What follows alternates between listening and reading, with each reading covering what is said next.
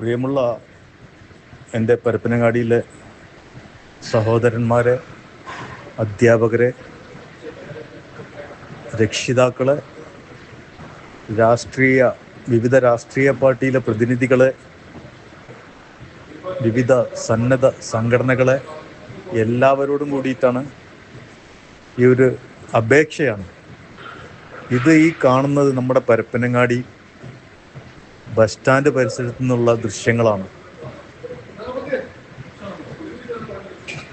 ഇന്ന് നമ്മളിതിനെതിരെ പ്രതികരിച്ചിട്ടില്ലെങ്കിൽ നാളെ ഒരുപക്ഷെ എൻ്റെ അല്ലെങ്കിൽ നിങ്ങളുടെ മക്കളാകാം, നമ്മുടെ കുടുംബക്കാരാകാം, ആരുമാവാം ഈ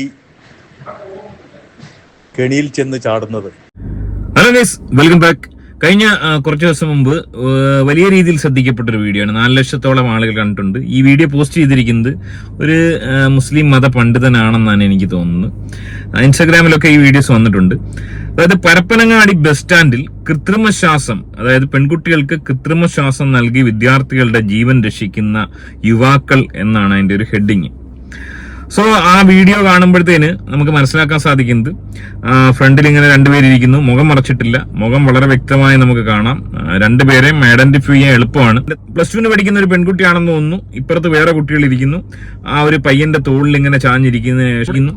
ഈ പറഞ്ഞ കണക്ക് പ്രേമപരവശരായിരിക്കുന്ന ആൾക്കാരാണ്. തൊട്ടപ്പുറത്തും ബാക്കിലും ഒക്കെ ആയിട്ട് അവിടെയും ഈ പറഞ്ഞ കണക്ക് കൃത്രിമ ശ്വാസം നൽകുന്ന ആൾക്കാരുണ്ടെന്നാണ് തോന്നുന്നത്. അവിടെ ഇവിടെയൊക്കെ ആയിട്ടൊക്കെ മൂലയ്ക്കൊക്കെ ഇരിപ്പുണ്ട് ആളുകൾ. സോ ഈ ഒരു വിഷയം അത്ര പ്രശ്നമാണോ, അല്ലെങ്കിൽ പരസ്യമായി ഇങ്ങനെ കാണിച്ചുകൊണ്ടാവാം ഇദ്ദേഹം എടുത്ത് പോസ്റ്റ് ചെയ്തത്? ഇതിന്റെ താഴെ വന്നിരിക്കുന്ന കമന്റുകൾ, ഭൂരിപക്ഷം ആളുകൾ ഇത് മോശമാണ്, ഇതിങ്ങനെ ചെയ്യാൻ പാടില്ല എന്നുള്ള രീതിയിൽ കമന്റ് വന്നിട്ടുണ്ടെങ്കിലും കുറച്ച് പേര് ഇതൊരു സദാചാരമാണ് എന്നൊക്കെയുള്ള രീതി ഇദ്ദേഹത്തെ എതിർക്കുന്നുണ്ട്. ആക്ച്വലി ഈ ഒരു വീഡിയോ കണ്ടപ്പോൾ എനിക്ക് മുമ്പുണ്ടായ ഒരു അനുഭവം കൂടി, അതായത് ഈ പരപ്പനങ്ങാടി ബേസ് ചെയ്ത് തന്നെ വലിയൊരു അനുഭവം എനിക്ക് പറയാനുണ്ട്. അതുകൂടെ ഞാൻ പറയാം. ഇവിടെ എന്തുകൊണ്ടാണ് ഈ ഒരു വീഡിയോ ഇദ്ദേഹം ഷൂട്ട് ചെയ്ത് പുറത്തിട്ടെന്ന് വെച്ച് കഴിഞ്ഞാൽ നിസ്സംശയം നമുക്ക് പറയാം ഇത് പരസ്യമായി ചെയ്തുകൊണ്ടാണ്. അതായത് ബസ് സ്റ്റാൻഡിലാണ്, ഒരു പബ്ലിക് പ്ലേസിൽ ഈ രീതിയിൽ ഇരുന്ന് ഈ പറഞ്ഞ കണക്ക് ഉമ്മ കൊടുക്കുന്ന അല്ലെങ്കിൽ ഫ്രഞ്ച് കിസ് ചെയ്യുന്ന, ഇപ്പം ദേഹത്ത് തൊട്ട് ഉരുമിയിരിക്കുന്നതിന് നമുക്ക് കുറ്റം പറയാൻ പറ്റത്തില്ല. കാരണം ഈ പറഞ്ഞ 2006, 2005 കാലഘട്ടത്തിൽ പോലും നമ്മൾ പഠിക്കുന്ന സമയത്ത് പോലും ഇതൊക്കെ ഉണ്ടായിരുന്നു. പക്ഷെ അവിടെ ഒരു വ്യത്യാസം എന്ന് പറയുന്നത്, ഈ പരസ്യമായി ബസ് സ്റ്റാൻഡിലിരുന്ന് ഇത്തരം പരിപാടികൾ കാണിക്കുന്ന ആളുകളില്ലായിരുന്നു. അന്ന് ഈ പറഞ്ഞ കണക്ക് കെട്ടിപ്പിടി ഉമ്മക്കും ഈ പറഞ്ഞ കണക്കുള്ള ചാബല്യങ്ങൾ ഉണ്ടായിരുന്നു, ഇല്ലെന്നൊന്നും പറയാൻ പറ്റത്തില്ല. എന്നാൽ ഇപ്പോഴത്തെ പോലെ ഈ രീതിയിൽ പബ്ലിക് ആയിട്ടിരുന്ന് ഒരു ബസ് സ്റ്റാൻഡിൽ ഇത്രയും ആളുകൾ കൂടി നിൽക്കുമ്പോൾ പോലും, അല്ലെങ്കിൽ ആരെങ്കിലും ഷൂട്ട് ചെയ്താൽ പോലും വിഷയമല്ല, അല്ലെങ്കിൽ അവിടെ ഈ പറഞ്ഞ കണക്ക് ഒരുപാട് പേര് കണ്ടുകൊണ്ട് പോകുന്നുണ്ട്, പ്രായമായ ആളുകളൊക്കെ കണ്ടുകൊണ്ട് പോകുമ്പോഴൊന്നും അത് മൈൻഡ് ചെയ്യാതെ ഈ രീതിയിൽ പരപ്പനങ്ങാടി പോലൊരു ബസ് സ്റ്റാൻഡിൽ ഇരുന്ന് ഇത്തരം പരിപാടികൾ കാണിക്കുന്നതിനോട് ഒരു യോജിപ്പ് എനിക്കില്ല. ഇവരത് അല്ലെങ്കിൽ ഇത് ചെയ്യും, ഇവരിത് ചെയ്യുന്നുണ്ട്, ഇല്ലെന്നൊന്നും പറഞ്ഞുകൂടെ. ഇഷ്ടംപോലെ സാധ്യതകൾ ഇവർക്കുണ്ട്. അതിലേക്ക് ഞാൻ വരാം കുറച്ചുകൂടി ഇത് കണ്ടതിന് ശേഷം. അതുകൊണ്ട് ദയവ് ചെയ്ത് ഞാൻ മേൽപ്പറഞ്ഞ എല്ലാവരും ഇതിനെതിരെ രംഗത്തിറങ്ങണമെന്ന് അഭ്യർത്ഥിക്കുകയാണ്. ഇതെല്ലാ കുടുംബ ഗ്രൂപ്പിലേക്കും ഷെയർ ചെയ്യുക. എല്ലാവരും അവനവൻ്റെ മക്കളെ പ്രത്യേകം പറഞ്ഞ് മനസ്സിലാക്കുക. അവനവൻ്റെ മക്കളെ അവനവൻ കെയർ ചെയ്യുക. അല്ലാതെ ഈ ഒരു മയക്കുമരുന്നും അതേപോലെ തന്നെയുള്ള മറ്റൊരു വിപത്താണിത്. ശ്രദ്ധിക്കുക, സൂക്ഷിച്ചാൽ ദുഃഖിക്കണ്ട. എല്ലാവരോടും കൂടിയിട്ട് ഈ വീഡിയോയില് ഇദ്ദേഹം പറഞ്ഞു വെക്കുന്നത്, ഈ വീഡിയോ മാക്സിമം ആൾക്കാരിലോട്ട് ഷെയർ ചെയ്യുക. ഈ വ്യക്തികൾക്ക് എന്തായാലും ഈ വീഡിയോ പുറത്തു വന്നു കഴിഞ്ഞാൽ അവർക്ക് എന്തെങ്കിലും തരത്തിലുള്ള മാനഹാനി പേടിക്കുന്നവരാണെന്ന് എനിക്ക് തോന്നുന്നില്ല. അങ്ങനെയാണെങ്കിൽ ഇത്രയും പരസ്യമായി ഈ ഒരു പെൺകുട്ടി ഇതിന് തയ്യാറാവില്ലായിരുന്നു. ഒരു തരത്തിലുള്ള ഭയപ്പാടുള്ള പെൺകുട്ടിയോ ആൺകുട്ടിയോ അല്ല ഇവർ രണ്ടൊന്നും വ്യക്തമാണ്. ആൺകുട്ടി എന്ന് പറയുന്ന ആ സ്കൂളിൽ പഠിക്കുന്ന ആളല്ലെന്നാണ് തോന്നുന്നത്. യൂണിഫോം കാണുന്നില്ല. ചിലപ്പോൾ ഒരുപക്ഷെ മറ്റൊരു സ്കൂളിലോ അല്ലെങ്കിൽ പുറത്തുള്ള ഒരു ബോയ് ഫ്രണ്ട് ആയിരിക്കാം. അത്തരത്തിലുള്ള ഒരു പേടി, അതായത് ഇത് പുറത്തറിഞ്ഞു കഴിഞ്ഞാൽ എന്തെങ്കിലും വിഷയമാകുമോ എന്നുള്ളൊരു പേടിയൊന്നുമില്ല. വളരെ വ്യക്തമായി ഇവരെ കാണാൻ സാധിക്കുന്നുണ്ട്. അപ്പുറം ഇപ്പുറമൊക്കെ വേറെയും കമിതാക്കൾ ഇതുപോലെ ഇരിപ്പുണ്ട്. സാധാരണഗതിയിൽ ലാൽബാഗ് പോലുള്ള സ്ഥലങ്ങളിലോ അല്ലെങ്കിൽ അത്തരം പാർക്കുകളിലാണ് ഇത് കണ്ടുവരാറുള്ളത്. പരപ്പനങ്ങാടിയിൽ ഇതിലും വലിയ സംഭവം നടക്കുന്നുണ്ട്. അതിലോട്ട് ഞാൻ വരാം. അപ്പൊ ഈ വ്യക്തി പറഞ്ഞു വെക്കുന്ന അനുസരിച്ചാണെങ്കിൽ പ്രേമിക്കുന്നത് തെറ്റാണെന്ന് വെച്ചാൽ അന്ന് ഞാൻ പറയത്തില്ല. കെട്ടിപ്പിടിക്കുന്നത് ഉമ്മ വെക്കുന്നത് ഒന്നും തെറ്റല്ല. ഈ വന്ന കാലഘട്ടത്തിൽ ഈ പറഞ്ഞ കണക്ക് ശാരീരിക ബന്ധം പോലെ ഇത്തരം കുട്ടികൾ നടത്തുന്നുണ്ടോ ഇല്ലെന്ന് അറിയാൻ നമ്മൾ ഈ പറഞ്ഞ ട്രിവാൻഡ്രത്തും എറണാകുളത്തും കോഴിക്കോടും ഒക്കെയുള്ള ഹോട്ടൽസുകൾ, അതായത് ID മേടിക്കാതെ റൂം കൊടുക്കുന്ന ധാരാളം ഹോട്ടൽസ് ഇപ്പോഴും ഉണ്ട്. അവിടെ പോയി അവരുടെ ഒന്ന് രജിസ്റ്റർ ഒന്ന് പരിശോധിച്ചാൽ. കുട്ടികൾ മാത്രമല്ല, ഈ പറഞ്ഞ വീട്ടമ്മമാരടക്കമുള്ള സ്ത്രീകൾ പോകുന്നുണ്ട് ഈ ഹോട്ടലുകളിൽ. ആ രജിസ്റ്റർ ഒന്ന് പരിശോധിച്ചാൽ മാത്രം മതി. ഈ സ്കൂൾ സ്റ്റുഡന്റ് വീട്ടിൽ നിന്ന് ഇറങ്ങുമ്പോഴത്തേന് ഈ പറഞ്ഞ കണക്ക് യൂണിഫോം ഇട്ട് ഇറങ്ങിയതിനു ശേഷം ബാഗിൽ പേഴ്സണൽ ഡ്രസ്സ് വെച്ച് വഴിയിൽ ഡ്രസ്സ് മാറിയതിനു ശേഷം കമിതാക്കളുടെ കൂടെ പോകുന്ന എത്ര പെൺകുട്ടികളാണ് നമ്മുടെ കേരളത്തിലുള്ളത്? ഇത് പബ്ലിക്കായിട്ട് കാണിച്ചുകൊണ്ട് ഇത് അറിഞ്ഞു. ഇനി പരപ്പനങ്ങാടിയെ ബന്ധപ്പെട്ട് ഞാൻ പറയാൻ ഉദ്ദേശിക്കുന്ന ഒരു കാര്യം എന്ന് പറയുന്നത്, യാദൃശ്ചികമായി പരപ്പനങ്ങാടിയിൽ 2010 കാലഘട്ടമാണെന്ന് എനിക്ക് തോന്നുന്നത്, യാദൃശ്ചികമായി ഞാൻ അവിടെ പോയപ്പോഴത്തേക്ക് ഒരു റിസോർട്ടിൽ, അതായത് ഒരു പാർക്ക് പോലത്തെ ഒരു റിസോർട്ടാണ്, എന്റെ ഓർമ്മ ശരിയാണെങ്കിൽ അവിടെ 2 റിസോർട്ടുകളുണ്ട്. ഇപ്പൊ അതുണ്ടോന്നറിയില്ല. 2010 കാലഘട്ടത്തിലാണ്. NC ഗാർഡൻ എന്നോ മറ്റാണ് എന്റെ പേര്. അത്തരത്തിൽ 2 റിസോർട്ടുണ്ട്. പരപ്പനങ്ങാടിയിലെ പ്രമുഖരായ വ്യവസായികൾ നടത്തുന്ന റിസോർട്ടാണ്. വലിയ റിസോർട്ട് എന്ന് പറയാൻ പറ്റത്തില്ല, 5-6 കോട്ടേജുകളെ അവിടെ ഉള്ളു. ഈ പറഞ്ഞ പോലെ ഗാർഡൻസ് ആണ്.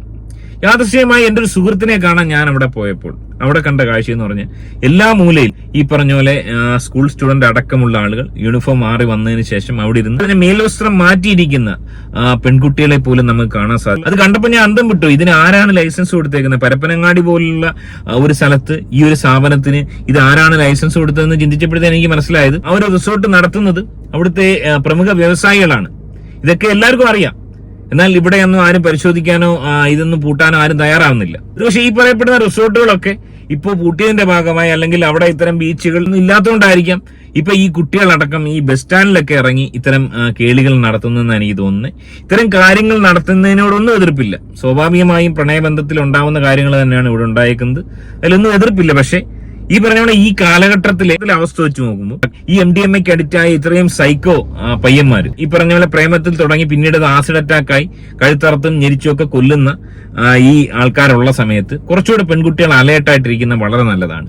കാരണം ഏതെങ്കിലും വായ്നോക്കികൾ വന്നിട്ട് ഇതേപോലെ MDMA അടിച്ചവന്മാർ പോലും വന്നിട്ട് പ്രേമം എന്ന് പറയുമ്പോഴത്തേന് അമാരോട് അടുത്ത് കൂടി ഈ പറഞ്ഞ കണക്ക് കെട്ടിപ്പിടിച്ച് ഉമ്മം വെച്ചിരുന്നതിന് ശേഷം അവസാനം ഈ പറഞ്ഞ പോലെ ആസിഡ് അറ്റാക്കിനും അല്ലെങ്കിൽ ഈ കഴുത്ത് പോകാനുള്ള സാധ്യത ഉണ്ടെന്നുള്ള കാര്യം ഓരോ പെൺകുട്ടികളും മനസ്സിലാക്കുക. അതുപോലെ തന്നെ പരസ്യമായി പബ്ലിക് സ്റ്റാൻഡിലിരുന്ന് ഇത്തരം പരിപാടി ചെയ്തിട്ട് ഈ വീഡിയോ ഞാനല്ല ആദ്യം പുറത്തിട്ടത്, ഈ പറയപ്പെടുന്ന വ്യക്തിയാണ്.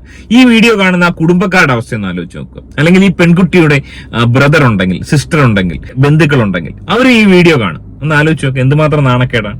ചിലപ്പോൾ ഇത്തരം അബദ്ധങ്ങൾ കാണിക്കുന്നതുകൊണ്ട് ഈ പറയപ്പെടുന്ന പെൺകുട്ടികളുടെ ആത്മഹത്യക്ക് പോലും അത് കാരണമായേക്കാം. ഇത് പുറത്തു വരുമ്പോഴത്തേന് മാനഹാനിയുണ്ട്, ആത്മഹത്യയും.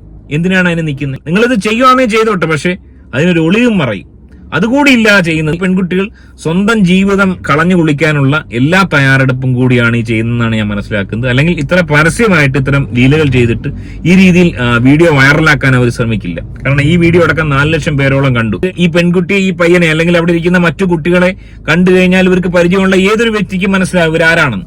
സോ ഈ വീഡിയോ വൈറലായി കഴിഞ്ഞു. സ്വാഭാവികമായും ഇവരുടെ കുടുംബത്തിലേക്കും ഈ വീഡിയോ എത്തും. അത് കാണുന്ന ഈ പറഞ്ഞ ഇവരെ പഠിപ്പിക്കാൻ കഷ്ടപ്പെട്ട് എല്ലുമുറിയെ പണിയെടുത്ത് ഇവരെ പഠിപ്പിക്കാൻ വിടുന്ന പ്രവാസികളായിട്ടോ അല്ലാതെയും കഷ്ടപ്പെട്ട് മക്കളെ പഠിപ്പിക്കാൻ വിടുന്ന മാതാപിതാക്കളുടെ അവസ്ഥ. എന്റെ ഒരു റിക്വസ്റ്റ് എന്ന് പറയുന്നത്, ഇത്തരം ലീലകൾ നിങ്ങൾ ചെയ്യുവാണെങ്കിൽ അതിനൊരു ഒളിവും മറയോടും കൂടി ചെയ്തു കഴിഞ്ഞാൽ അറ്റ്ലീസ്റ്റ് നിങ്ങളുടെ മാതാപിതാക്കളെ എങ്കിലും ബഹുമാനിക്കുക. നാട്ടുകാരെ ഒന്നും ബഹുമാനിക്കണ്ട, ഈ പറഞ്ഞ സദാചാരവാദികളെ ഒന്നും ബഹുമാനിക്കണ്ട. പക്ഷെ നിങ്ങളുടെ മാതാപിതാക്കളെ എങ്കിലും ഒന്ന് റെസ്പെക്ട് ചെയ്യുന്നുണ്ടെങ്കിൽ ഈ രീതിയിൽ പരസ്യമായി ഇത്തരം കോപ്രായങ്ങൾ കാണിക്കാതിരിക്കുക. ഇത് കാണിക്കേണ്ടെന്നല്ല പറയുന്നത്. പ്രായത്തിൽ ഇതൊക്കെ കാണിച്ചു പോകും, കാണിക്കാത്തവരും ഉണ്ട്. എന്നാൽ ഇത് കാണിക്കുമ്പോഴത്തേന് ഈ രീതി ആരെയും ഒരു പേടിയും ഭയവും ഇല്ലാതെ സ്വന്തം വീട്ടുകാരെ നാണം കെടുത്തുന്ന അപരാധികളായി മാറാതിരിക്കുക.